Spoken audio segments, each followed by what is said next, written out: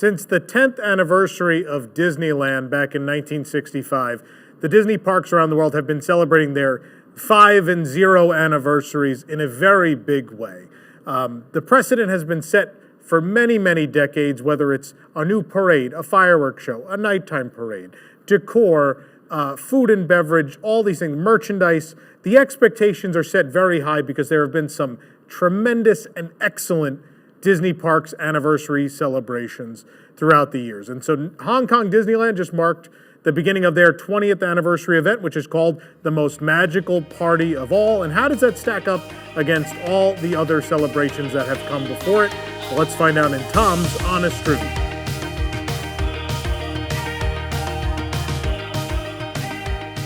Since Hong Kong Disneyland opened during the happiest celebration on Earth, which was marking the 50th anniversary of Disneyland, Hong Kong and Disneyland in Anaheim always share anniversary years. So this year, we're celebrating 70 years of Disneyland. We're also celebrating 20 years in Hong Kong.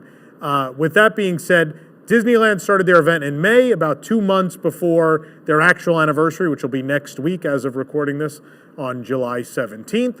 And Hong Kong Disneyland decided to take the whole summer before their actual anniversary. Their anniversary is not until September 12th. They opened on September 12th of 2005. So they've not expected, but they started this whole event off in June, 3 whole months before their actual birthday, which is weird.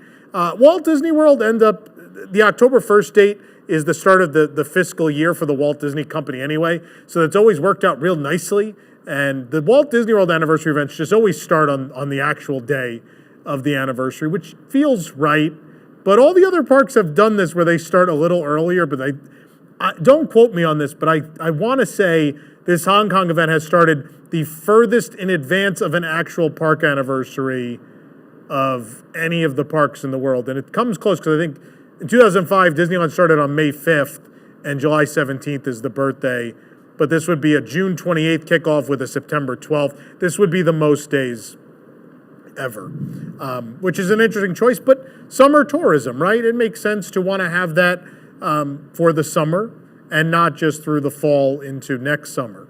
So it makes a lot of sense to do that. Now, that being said, with Disneyland and Hong Kong falling in the same year, it is very easy to draw comparisons because that is the most recent Disney Parks anniversary celebration we have to compare it to. Now, I have said in the past that a Disney Parks anniversary event is only as good as its theme song.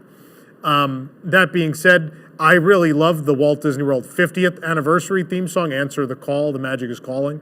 I love all of the music associated with the most magical party of all, the name of the event in Hong Kong. I love all of it, and we'll talk about that more. But hearing this anniversary song, I have been flip-flopping since May as to whether or not I like the Celebrate Happy song that the Jonas Brothers performed that is all over the Disneyland event. And the Hong Kong song made me realize I do not. I think it's kind of bad. And I know a lot of people like it. This is going to be a controversial take. But I think the Jonas Brothers are a little mumbly. And so like half the time you can't even especially that part, you can't really understand what they're saying. And I don't know. It doesn't feel right. As opposed to the Hong Kong song, which it's very classic Disney anniversary event, earworm, very catchy, easy to remember, and gets you pumped and excited. And I know some people get excited for the Celebrate Happy song, and that's great that some people like it. I think it's a bit of a polarizing one, but this one is undoubtedly a bop. It's undoubtedly one of those ones people are going to fall in love with and remember forever, for sure. So I just want to start there. Now, there are expectations that come, as I said in the beginning, that come with the Disney anniversary event. Now, one of those expectations is a theme to the event. Not a theme song, but the theme of the event. In more recent years, we've had what I would say are austere themes, more regal or, I think austere is the word to use. Disneyland's 50th is all gold. It's a golden anniversary. It's a very, it's a high-class celebration, if you will. The Walt Disney World 50th had a bit of that. There was the iridescent thing, that color scheme, which maybe doesn't embraced that, but I'd certainly say it was, again, more austere. And now I think we're entering an era of Disney live entertainment and maybe Disney Imagineering and the parks themselves wanting to have park anniversary events that are more of a party. They've realized that's something that this particular generation of guests might enjoy more. And we go through, there are trends. I think in the late 80s, early 90s, the trend is the anniversary events are parties. So you look at Disneyland's 30th and their 35th. You look at Walt Disney World's 20th anniversary, which was the surprise party. The Tokyo Disney anniversaries around that time. They're all this surprise party or party theme. Several of them have the same exact parade, which is Party Gras. Slightly different names depending where you are. The like Mardi Gras parade with the Disney characters. And then we went into the, what I would say, the more austere era, which is like Remember the Magic, the 25th of Disney World, into the 50th of Disneyland, and these classier themes perhaps. And now we're getting back into the party, and I like the party. That being said, a 50th anniversary, it wouldn't feel right. I think a 50th anniversary has to be golden and very nostalgic, and there's a certain vibe to it, which maybe the Disney World one didn't have. But I like that Disneyland 70th, in the fact that they're celebrating happiness is the theme. There's a bit of a party atmosphere, but the most magical party of all in Hong Kong fully embraces that you have come to a party in 2025. And I think that works really well. Not that I don't dislike the happiness theme. I like the Disneyland 70th in total. Maybe there's not as many new things as there should have been, but as far as a theme is concerned, I think they made it work really well. I don't know what the theme of the Walt Disney World 50th was, unless that theme was disappointment. That might have been the theme. But I think, again, a foreign Disney park has set a good reminder of what the expectations are for such an event. And as we go through everything, I'll recap at the end how I think this is the blueprint of what these anniversary events are supposed to be. Disneyland Paris 30th event was fantastic, but still was lacking a couple of elements that you'll find in this Hong Kong event. And certainly things are lacking from the Walt Disney World 50th and the Disneyland 70th. That being said, I don't think the Hong Kong 20th is a perfect event. I think it misses a couple of things that those other ones have had, and so we'll break that down as we go along. I do need notes. I'm going to open my notes here. Usually I just wing it, but there's a lot to cover here. Let's start with decor. Let's talk about the decor, which fits the party theme. There's a lot of fake balloons. There are a lot of streamers, confetti, which is literally in the song, Cue the Confetti. By the way, on iTunes, they've released the 20th anniversary soundtrack for Hong Kong Disneyland. Go download it. You're going to get hooked on almost all of these, I promise you. That being said, they didn't release every version of every song, which makes me sad because I think there are better versions of each, both the theme, the parade soundtrack. Those two in particular, I think there's better versions. And also, they didn't release the Momentous tag, the Party in the Night Sky.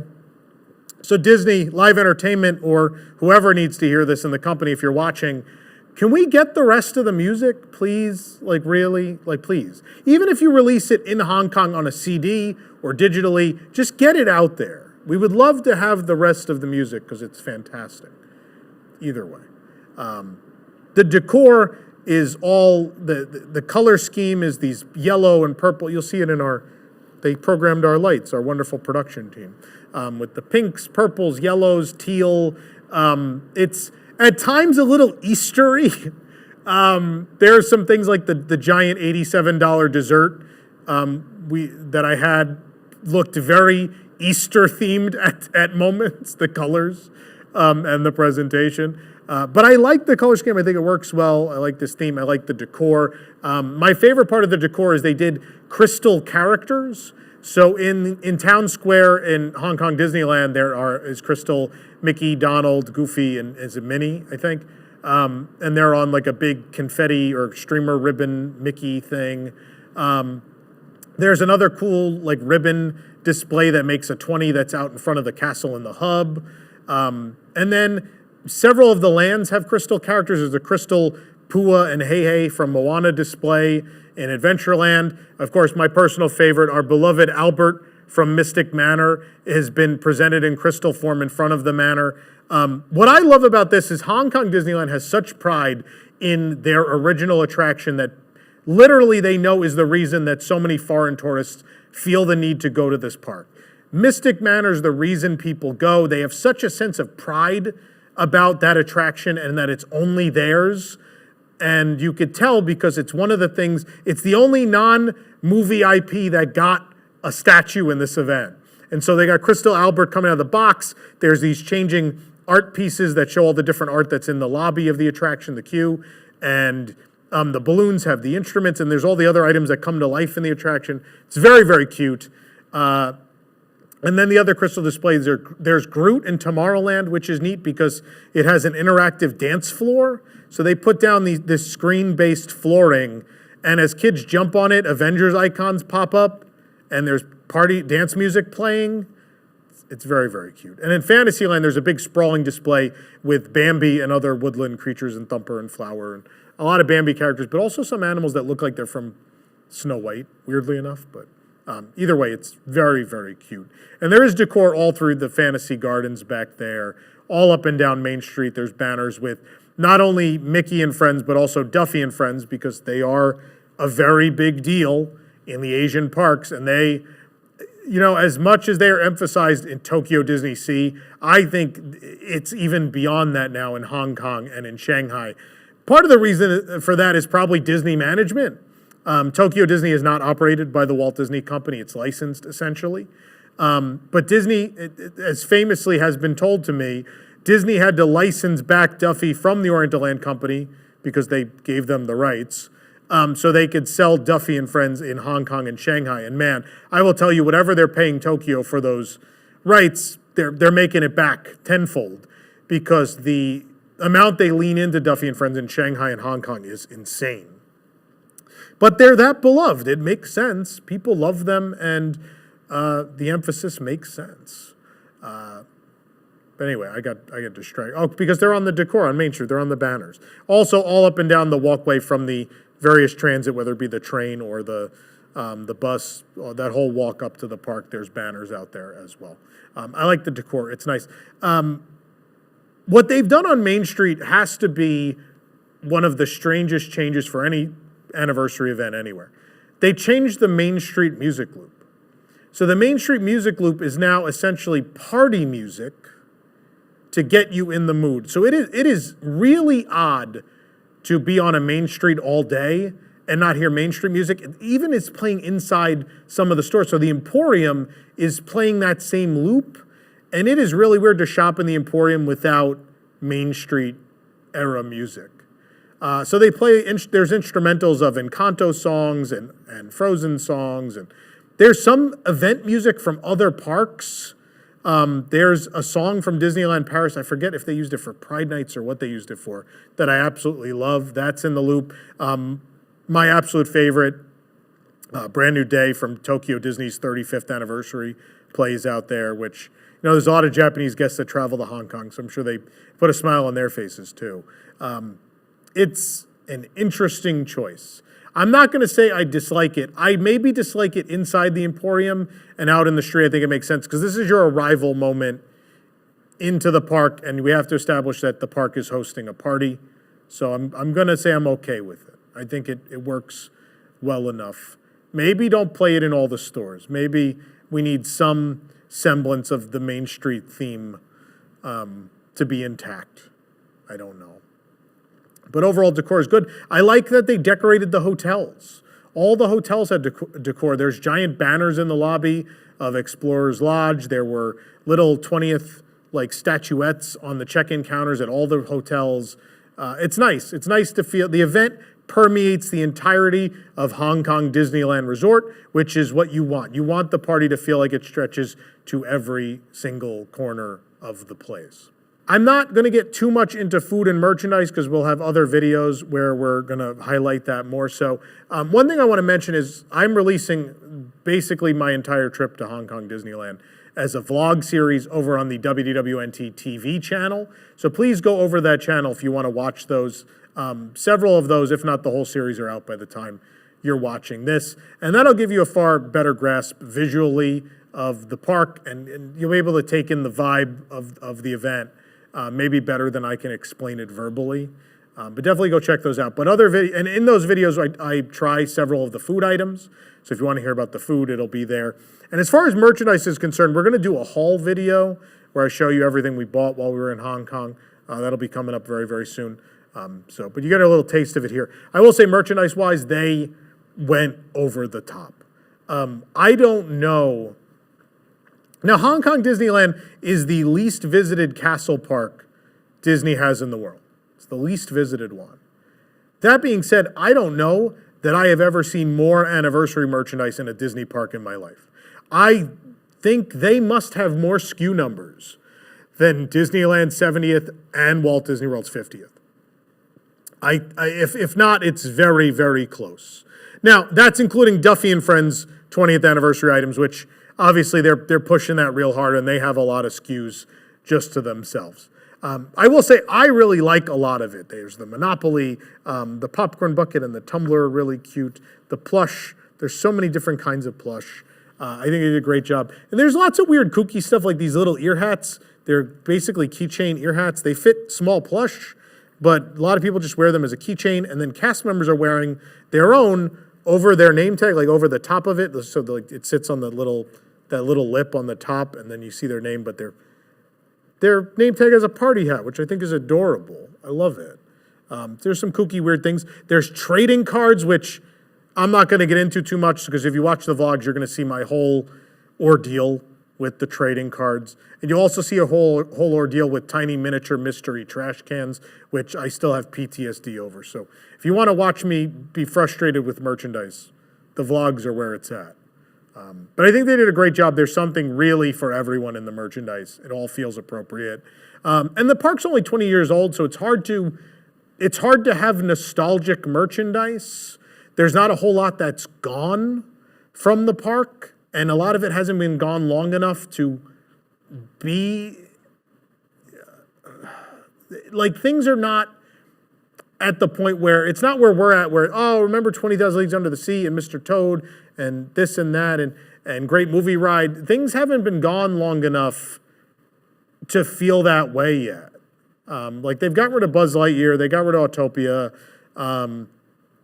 the castle changed, but I don't think we're there yet. Maybe the 25th anniversary is the time to start leaning into the nostalgia of things lost, but I don't think it feels right yet. So I like that we're just focusing on the party merchandise, characters and special costumes. The new parade has its own merchandise line, etc.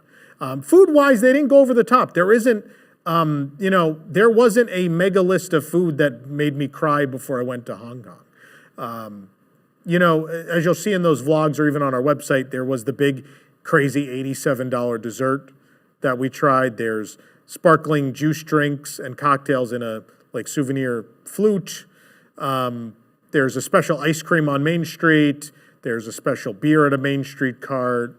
There was a meal. There are some meals that are sort of 20th themed, like they include a placemat and a cookie, but they didn't go overboard on food, which, as someone who has to review this stuff for a living, I'm thankful for, but I know in this day and age, people really get excited about special food from events. So maybe people are going to be upset about that, but it felt like there was enough of it. There's one special flavor of popcorn. It felt like there's enough, just enough, and it's not overdone, and maybe that's the level we should return to someday at the U.S. Disney parks. Maybe we're overdoing it. That might just be my stomach talking also. It's very, very possible. One merchandise thing I want to mention real quick is the passport. There's a magic passport. I did one of these in Shanghai last year. Now Hong Kong has them. They are super fun, and I think these would be awesome at the U.S. parks. Now, I know Epcot has always had its kids' passport that you get the sticker, you put the stickers in, you get stamped. That's wonderful. But really, in the vlogs, go check it out. The way they do this magic passport is really, really neat. Also, shout out to that Shanghai vlog series from last summer that you could watch here. You could watch me fill out that passport. There's automated machines that stamp them, and it's just really cute and fun, and I think we could use more of that. The same way I like the key. I know people hate the key at Disneyland. the $60 key, but I love that. I love these little interactive things that feel special, and you take the souvenir home with you. And this little cute passport from Hong Kong is adorable. It's fun to fill out. And at the end, you get a really neat gold coin. Like, it's a very nice quality medallion that looks like something you'd pay $15, $20 for in a U.S. park store. So I just really want to give a shout out to that and the merchandise team on that particular item, because I think it's really, really fun. Now let's talk about entertainment. There are 3 main new offerings as part of this event. I do want to give a quick shout out. A lot of their regular entertainment has been overlaid and feels like it's part of the event, which is such an important thing to make the event feel special, that it touches every part of the park.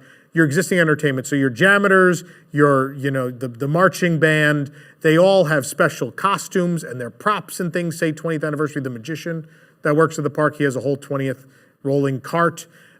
This is great. And then also, my favorite thing ever is when the bands or the Dapper Dans, those kind of things, perform the songs that are part of the event. When you hear that event theme song performed live by musicians or singers, there is a magic to that. And I love that the band here, they don't have the Dapper Dans, but the band here will play the theme song to the event, which is always a highlight. I know they're doing that at Disneyland too. They're playing Celebrate Happy is the Disneyland band. Always love that touch. But the fully new entertainment, there's a castle stage show, which is Disney Friends Live, Party at the Castle, which revolves around 3 distinct groups of characters. There's Mickey and Friends, there's Duffy and Friends, it's not all of them though, and the Disney princesses, which in this case are Tiana, Belle, and Sleeping Beauty. That's who they've chosen. In the case of Duffy and Friends, they have selected 4 of the 7 of them to appear, which makes me sad that Gelatoni is not one of them, because I love him. He's my favorite, and I will not stand for this, that he's been left out of this show. The 4 they've chosen it's Duffy and Shelley May, which feel like they have to be there. And then Cookie Ann, who was born in Hong Kong. She originates with this park after Disney licensed Duffy and Friends back from OLC. She was introduced, so that makes sense. And of course, you have to have Lena Bell, because Lena Bell is probably the most popular Disney character on Earth that none of you watching this know. Actually, I'm joking, because those of you watching this are probably those who have an interest in the international park stuff. It's very rare we get that interest from the more general audience. So thank you for watching this, by the way. I've done this only because I know you're going to ask me 100 times, and it's fun to do this. But this video is really just for you. And you're the few that know who Lena Bell is, so I apologize. Those are your 4, and then Mickey and Friends in the center. It's very hot in Hong Kong in the summer, so this show is, I would say, on the shorter side. I think it's 14 minutes long, but trust me, when you're standing out in that sun with them, at 14 minutes, you'll be like, wow, I'm glad that ended now. Now I'm going to go find a vent to stand under. So I'm glad it's 14 minutes in length. But those 14 minutes are very well handled. There's a great introductory number. First of all, live singing. More of this, and I think Walt Disney World's even gotten the memo at this point. Since Jollywood Nights, we've seen a lot more of this. We have live singing not only at Jollywood Nights shows, we have it at the Villain Show and the Mermaid Show. Not that the old one didn't have it, but Mermaid still has live singing. So all that new stuff has live vocals, which is wonderful. And Hong Kong having that on the castle stage. When I was a kid, the Cinderella Castle stage shows not only had live singing, there was a live band in a pit. That's why I don't know if people know that's why that's kind of shaped like that down there. The stairs, that wasn't made so you can stand there and watch the show. That was kind of an orchestra pit for the castle stage performances. And Disney Mania comes to mind specifically from my childhood. Was that the last one with live music? It might have been. Yeah, because Cinderella's Surprise Celebration didn't, but I'm going to get in the weeds here. Either way, I love that there's live singing in this. All the performers are very talented. But big shout out, choreography. I think there's a lot of choreography at Disney parks around the world blends together. It feels very the same. The choreography in this show feels very modern. It feels very much of this time, and not in a bad way. And the music is very, very good, particularly the The Princess musical number, "You Belong," I think is the name of the song, feels like a discarded Dua Lipa song. It feels like something from one of her albums. And that works really well. And then the choreography feels proper for that, and it feels elevated compared to a lot of Disney character stage shows. I was really, really impressed by it. But beyond that, the first number where everybody comes in is great. The princess number again, where there's this whole moment, there's a screen in the background, and it's them getting ready for the party, and they come out in their party. They start the show in their dressed down attire, I would say. I don't know what to call it. Is the Sleeping Beauty, is the brown outfit, is that the maid outfit? Is that right? I know for Cinderella it's called the maid outfit. And Belle also she's in the blue dress and not the gown. And Tiana's in her more, laid back outfit. And then they come out in their gowns for the party, which makes a lot of sense. Then in classic Asian Disney park fashion, there's the Duffy and Friends segment where they teach you, of course they have to teach you group choreography. It has to happen. That's the law in Asian Disney parks. We must all learn group choreography with Duffy and Friends. And then everyone comes out for a big finale. There's the cool thing about their setup is, it's the most recent castle built because they redid their castle. So there's great modern staging. There's fountains that come into play in the middle of the show in front of you. And I just think it's a really well put together show. The music is all original. It's all very good. The live singing is great. Character performers, the dancers are all on point. This is a great little 14-minute stage show that is absolutely worth seeing. And I love it. I think it is the thing I was least excited about, and I think it ended up being I think it's one of the strongest, if not the strongest, offering of the entire event. So kudos to everyone involved in that. But let's talk about what I would say is the most heavily marketed part of the event and the biggest offering, in that it will certainly go beyond the 20th anniversary, would be the brand new Friendtastic Parade, which is being advertised as the biggest, longest parade in the history of Hong Kong Disneyland. Hong Kong Disneyland, I believe, started with Disney on Parade, which they got from Tokyo. Then they eventually got Flights of Fantasy, which is one of my favorite daytime parades of all time, if only for the song. You've all heard the song, even if you've never seen Flights of Fantasy, because that song was adapted into both Festival of Fantasy, which still exists, and Soundsational, which sadly no longer exists at Disneyland, and it was also spectacular.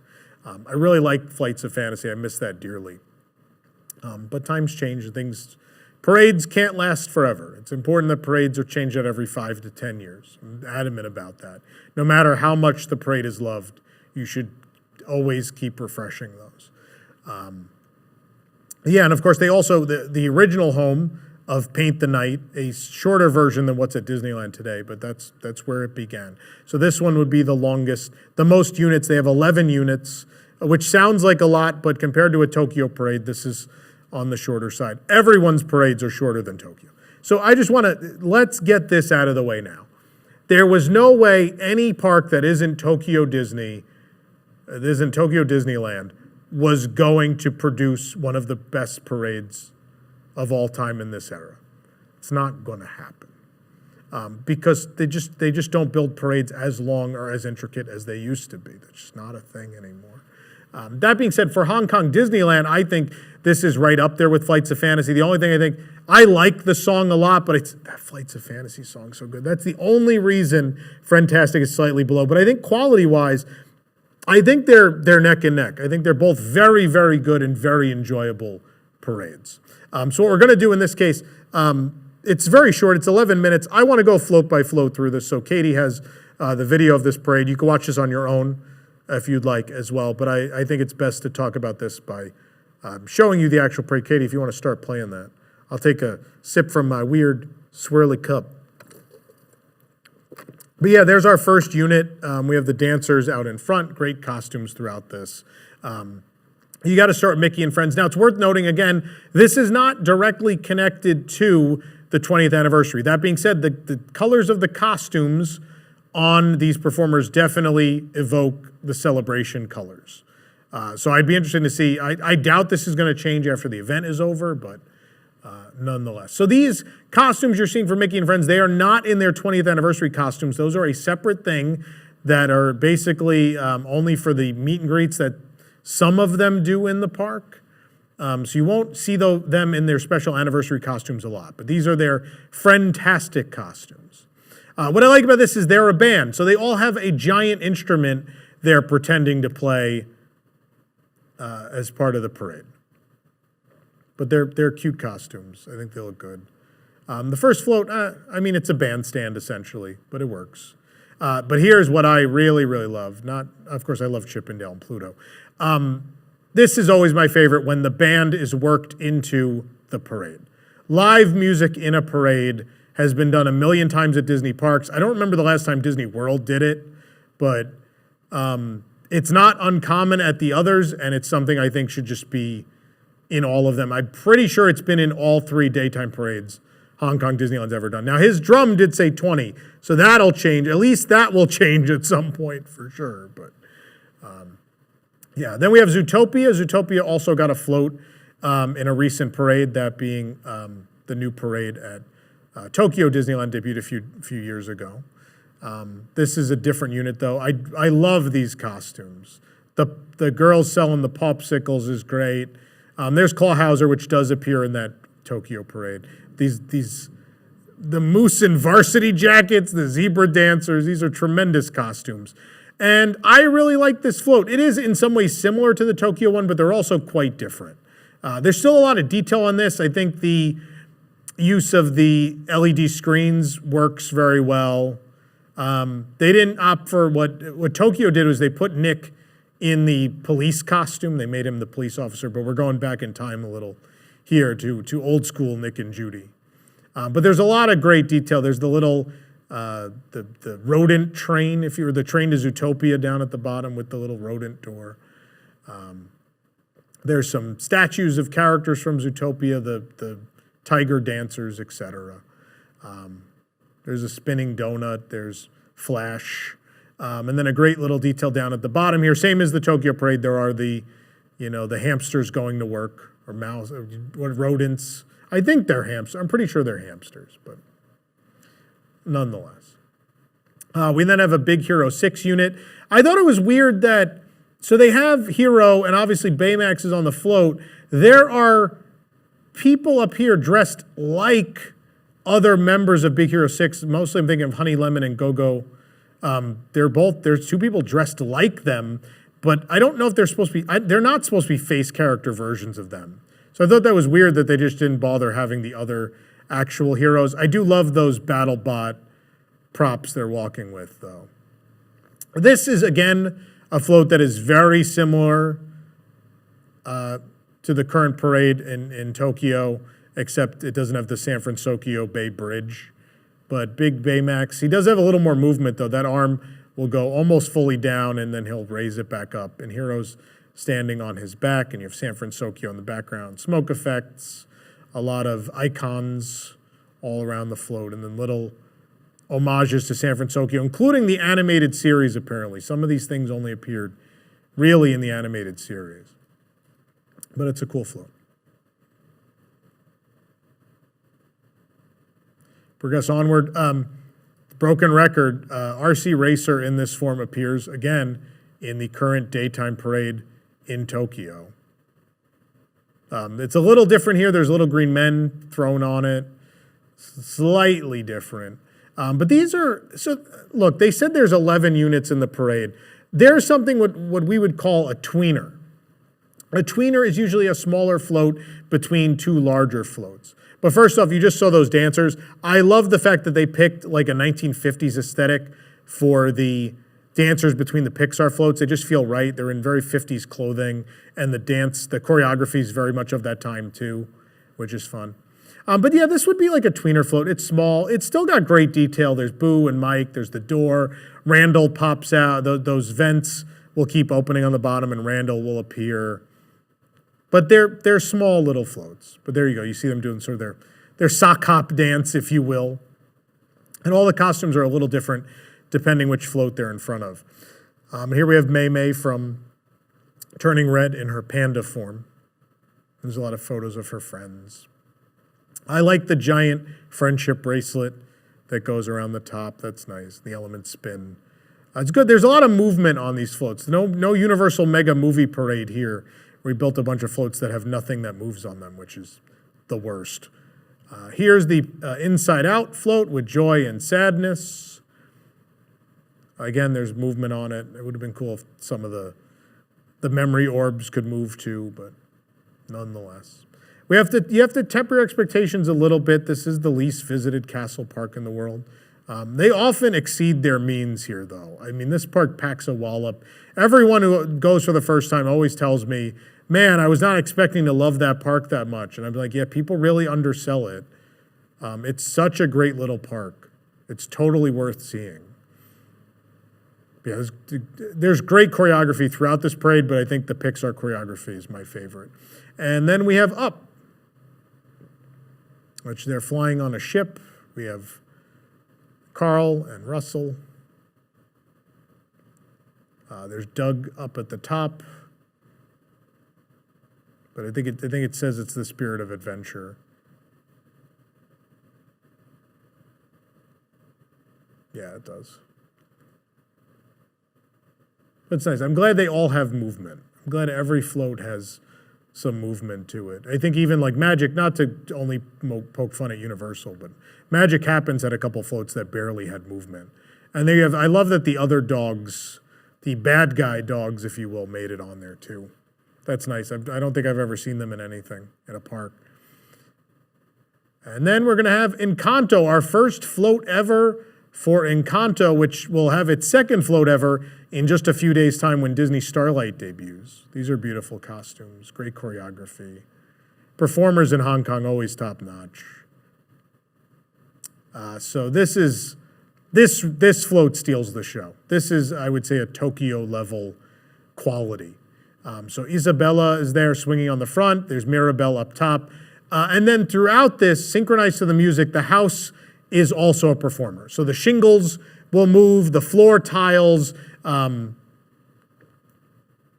There's so much happening. What I like is that Zootopia had screens. There were screens on the Zootopia float, which makes sense because in the center of Zootopia, it's like Times Square. Those are screens. These doors are not screens. I was afraid they were. They're not. They're just beautifully backlit panels with LED lighting.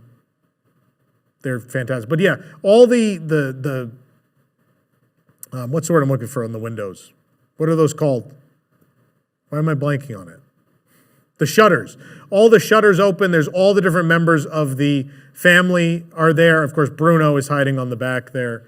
It's just a really cool detailed float. Now, these costumes are amazing. We're getting to Duffy and Friends, the first ever float, full parade float for Duffy and Friends. Look at these weird mossy bear costumes with the butterflies. Love it. So in Duffy's backstory, he hails from Cape Cod, which is in the American waterfront of Tokyo Disney Sea. So that's where he lives. Now in Hong Kong, though, anytime I've ever seen promotional stuff or whatever for him, they apparently live in a treehouse. And their place they live in the park specifically is the Playhouse. So this is a reflection on said treehouse.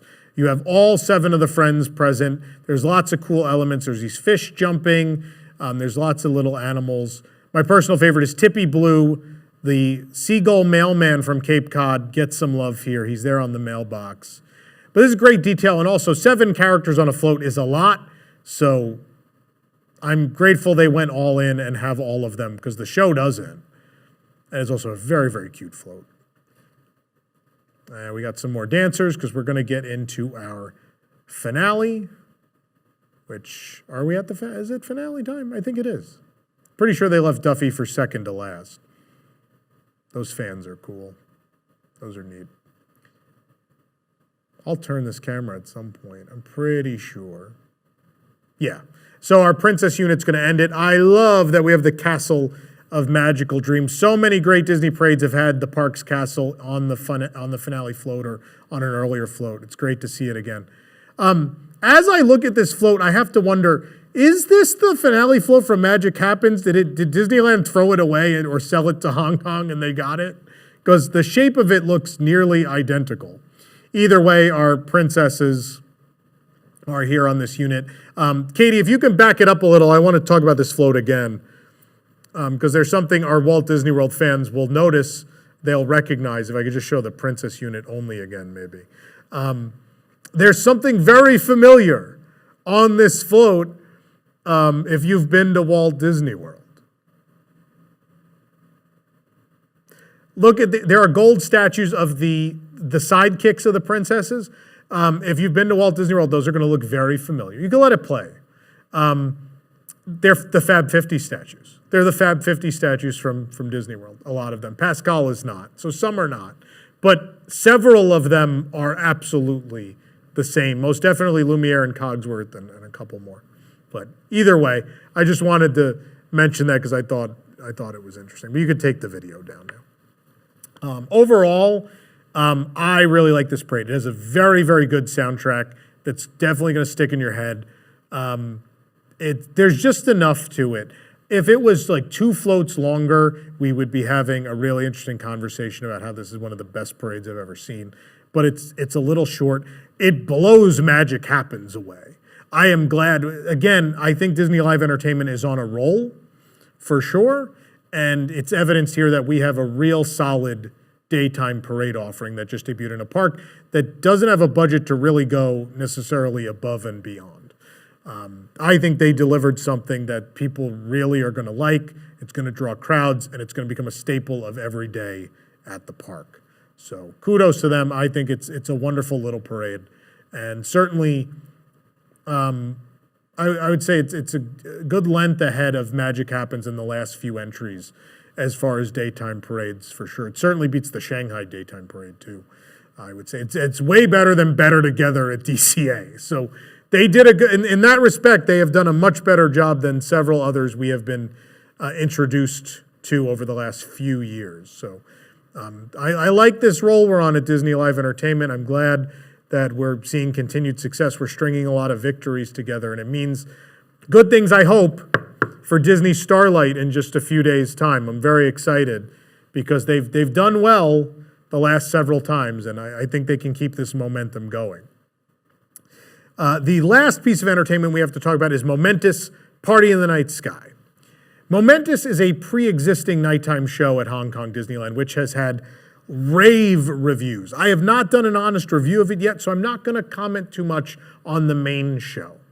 But maybe if there's enough demand, if this video does well enough, maybe we'll revisit Momentous very, very soon. But Momentous, since it debuted, Momentous has the benefit of being a show designed at the same time as a castle. What a benefit it was to build a new castle at Hong Kong Disneyland with knowing how you're going to do projection mapping. It's the first castle really built with that in mind. I don't know, maybe Shanghai they had that thought because they definitely were built in the era of projection mapping. But it really feels like the first one where they knew, like, we're going to custom build a castle that we know is going to show projections really well and have really cool elements we can play with in a nighttime show. And it's very clear when you watch Momentous that's what happened. And it benefits greatly from that timing of being able to be produced at the same time the castle is being envisioned. But save that for another time. What Momentous Party in the Night Sky does is it adds 8 to 9 minutes at the front of the show, what we would usually call a pre-show, but really there is no disconnect. So I'm going to say it's part of the whole show, but we're going to talk specifically about those 8 or 9 minutes up front, which feature the drones. Ties beautifully into the event theme, which is you've been invited to the most magical party of all. It's actually hosted by the fairy godmother from Cinderella, who is conjuring all the elements needed for the party. I love this. I love this. Like, we have so much. There's so much in this event that is new Disney, whether it's Encanto, Zootopia. In Momentous, there is a lot of new Disney in Moana and Coco and a lot of that. And so it's really nice to see classic Disney play side by side and not only be using the more contemporary characters. So in this case, I do have notes for this so I can keep this in the right order. You start with the fairy godmother, and she summons Mickey Mouse arrives via balloons. He's in drone form with the balloons. There's the clock, which is important, of course, in the story of Cinderella, but also in the story of Momentous. Momentous is all about the passing of time and the story of our lives. And so it's very much tied into Momentous and the party being a pivotal moment in the story. So I like the clock being there and ties back to Cinderella. It's great. There's a moment where Tinkerbell is made out of drones and she spreads pixie dust via drone and via pyro down the castle. The Sleeping Beauty moment is super fun. It's Flora, Fauna, and Merryweather. And there's the classic argument about the pink and blue, and then you end up with a pink and blue castle that's been decorated for the event, and it looks beautiful. There's a Coco scene, which I know there's already Coco in Momentous, so what makes it not feel overdone is all of the music for the Momentous Party in the Night Sky tag is original. These are new compositions, and they use the theme song for the event throughout the whole thing. So there's a mariachi version of the Most Magical Party of All song, which is fantastic. And you get other arrangements of it throughout the whole thing, which makes this segment feel fresh and also doesn't step on the toes at all of regular Momentous. After that, the Marigold Bridge is super cool, though. That laid out. This park with the mountains behind the castle is in the most beautiful location of any Disney park ever built, and it always works to its advantage. Having drones with that mountain range in the dark, in the night sky, with this castle, which they did a tremendous job on this castle. I poked a lot of fun at this project, and even I remember when it was under construction being like, oh, that's not going to look good. They pulled it off. They really pulled it off. It is a great castle, and it works beautifully with Momentous. It works beautifully with this drone show and those rolling mountains in the back. I just love it. I love it so much. There's like a friends and family sequence for the friends. We have Genie. And then for me, the highlight, it's a very brief moment. They don't get a whole segment. Duffy and friends, for the first time ever, appear in drone form in the sky. All 7 friends. And I got goosebumps and a little teary-eyed because I've grown to love these characters too. There's just something so innocent about them. And you see the way the guests in Asia respond to them. Like there's such a love, and they treat the plush like they're a friend or a family member they brought with them to the park. They always have to face them out. You can't face them. You want them to see what's happening. They sit them on the parade route. You know, and in the years before I went to the Asian parks, I had the same response as a lot of people where it's like, oh, that's weird. And then you learn about the culture you're visiting and how in daily life there isn't a lot of freedom to be yourself.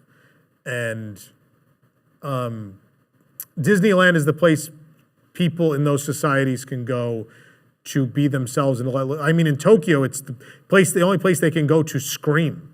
Like no one in regular society, you're not allowed to make noise at all. And so in Tokyo, it's, you know, people go on Big Thunder and they ride Big Thunder not for the thrill of the roller coaster, because it's the opportunity just to scream out loud. And that's fun because you don't get to do that ever in your regular everyday life. And so the Duffy and Friends are part of that story of you know, people letting loose and getting to be a kid again. And there is a magic to it. Once you see it and experience it, there's a magic and a wholesomeness to it that I've fallen in love with, and I know millions of people have fallen in love with. So it's cool to see them. The parade float is great, but something about seeing them in a nighttime spectacular on a large scale just gave me goosebumps. I was really happy about it. And then you end with the big 20, the logo behind the castle, and a lot of pyro, and this theme song, which this is the premiere version of this theme song. The version that weaves throughout this tag on Momentous is great, and this big finale. I'm going to nitpick here. This should not be a tag at the beginning of the show. This should be the end of the show. This should be the end. It's such a big ending, and then you have to slow things down again and get back into the early stages of Momentous, which is a spectacular show, but the pacing is thrown off by that. and I get it. I'm sure the conversation was had where it's like, well, we already had one big finale, the regular Momentous finale. How can we have a second big finale right after? Isn't that too much? And they might be right. Maybe neither would have worked. Either way, I'm glad these 9 minutes exist because it is really, really great. The programming on the drones is wonderful. Everything feels very big. I don't know if it's the scale of Main Street and this park that the drones feel so big. Prior to this, my highlight with drones would be the Paris 30th anniversary. They did so many great things with that. But I really like this entry. And also, adding the projections to Main Street brings a lot to this. There are some great moments. Overall, I wish they would have done a lot new for Main Street. Otherwise, it seems like they recycled a lot from Momentous and just, placed it where it made sense on the Main Street buildings, which starting from scratch and doing some interesting new things with the Main Street facades that aren't things you're doing on the castle would have been cool. Would that have distracted from the main show? Probably. These are interesting conversations to have. I don't know that there's a right answer in any direction, and I'd be curious to talk to the creative people who worked on these offerings and see if they had the same dialogue, and I bet they did. But either way, I think it's great that they added Main Street projections because Momentous packs a house. This park may not be the most visited in the world, but everybody stays for the fireworks show. Everybody stays for Momentous, and so Main Street gets real tight. And so it's nice that the people all the way down at the end get more show. That being said, the drones can't really be seen from the hub. Some of them get obscured by the castle and the hub, so you want to be back on Main Street anyway. I know there were comments on our first video of the drone show where people said, you have a bad view, you're not close enough. I then filmed it twice closer and the drones are cut off. And I'm gonna release those videos too so you could see, but my suggestion would be, if you really wanna see the drones clearly, do not buy Disney Premier Access with the drone, which is sad because it comes in that package with 8 attractions, which is a great deal. So you may wanna buy that anyway. But there's no spot far enough back as of today, unless they're going to fix this. There's no spot far enough back in that DPA viewing area that gives you a full view of the drones. You have an okay view, but the castle obscures a couple of effects.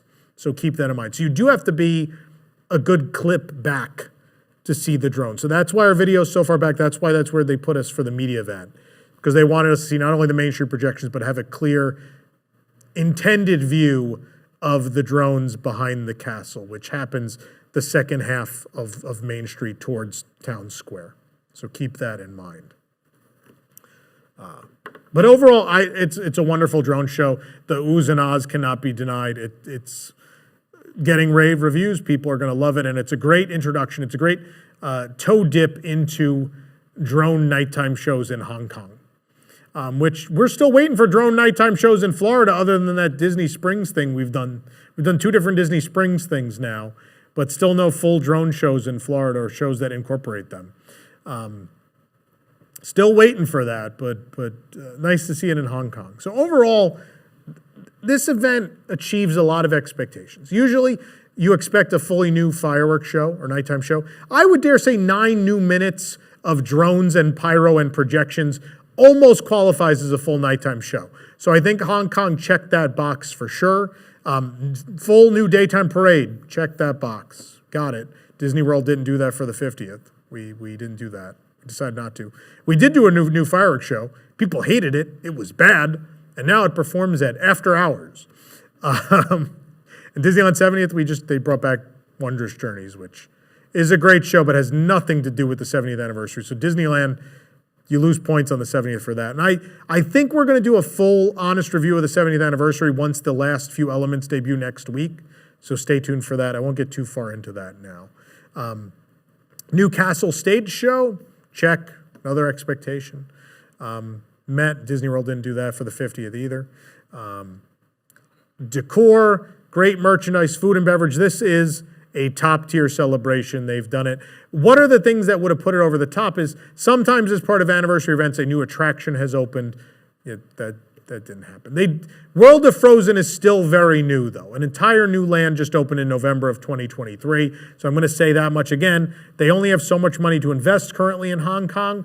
That was a great big investment for them, and so I'm going to give them a pass there. Also, they have a lot of things cooking. They got that brand new show venue next to Toy Story Land that's being built, and also they're building a essentially Tower of Terror with a Spider-Man theme in Tomorrowland. So they've got a big new e-ticket and a new stage venue coming in the not too distant future. So the future looks very bright in Hong Kong. That's exciting. And building to that, World of Frozen, this spectacular 20th anniversary event, the future looks just so, so bright in Hong Kong. And I'm so happy it does, because it is one of my favorite places in the world to visit. It's just so serene and beautiful. The hotels are wonderful, especially Explorers Lodge. To have a new great daytime parade, an enhanced, even better nighttime spectacular, all of this party atmosphere, all of this on top of what is already such a fun park to visit. I think it's a must-see. This is a great time to get a trip into Hong Kong Disney. If you've been before, it's a spectacular time if you're looking to take a first trip. I highly recommend it. I think the most magical party of all is just that. It is one of the best anniversary celebrations a Disney park has ever done. Is it in the top 5? Maybe not. It maybe is right behind. You know, Disneyland 60th, Walt Disney World 25th. There's some big ones to compete with. But it's maybe just behind those, and certainly one that's going to be worth talking about as the years go on. But those are my thoughts. Let me know yours. Have you been already for the Hong Kong 20th anniversary? Let me know in the comments what you thought of all these new offerings as part of the celebration. I'd love to hear from you about it. If you enjoyed this video, please hit the like button and please subscribe if you're not already. We have lots of great, honest reviews like this. You can watch in-depth diagnosis of all of these different attractions and entertainment offerings all around the world. Many, many hours of entertainment for you to enjoy. And if you'd like to further support us, you could join the WDWNT Interglobe Society at patreon.com/WDWNT. When you join that, you get discounts on lots of things, including Carousel of Products purchases. This is our Space Mountain 50th anniversary button-up shirt, which is available in limited supply. I wore this because it features a little bit of Hong Kong Disneyland on it. The Hong Kong Disneyland. Space Mountain is right here. Actually, a cast member at Space Mountain in Hong Kong noticed this and was very excited about the shirt, which is super cool. And so these are available now at carouselproducts.com, another great way to support everything we do at WDWNT. Now, I know these international parks are a little bit of a deep dive for many of you, so I appreciate you taking the time to watch this and support this. And I know many of you ask for these, and I hope it was everything you hoped it would be and that you loved it. But thanks for watching, and we'll see you real soon.